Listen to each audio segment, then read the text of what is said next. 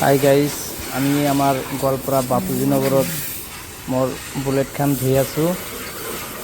ধুনীয়াকৈ ল'ৰাবিলাক ধুই দি আছে।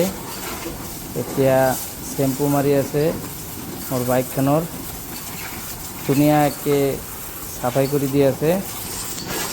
মোৰ দেখি কিনে বহুত ভাল লাগিল। আমাৰ বাপুজি নগৰত হয় এইটো, ঘি ফুলৰ লগত।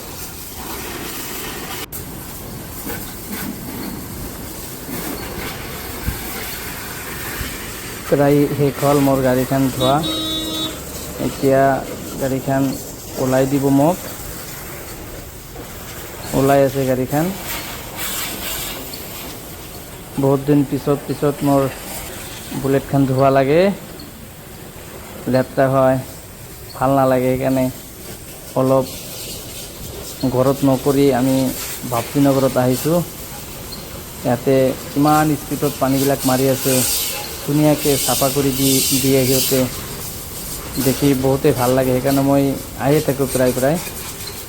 তো কোনোবাই যদি আহে আমাৰ এই বাপুজি নগৰত আহিব পাৰে।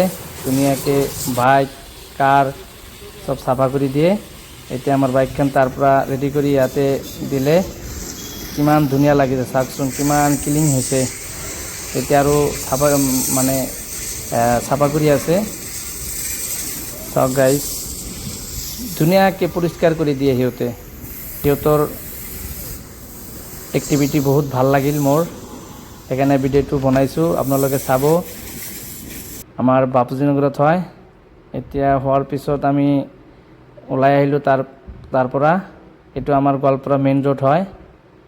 মেইন ৰোডৰ পৰাই তাতে যাব লাগে, অলপ 100 মিটাৰমান যাব লাগে ভিতৰত।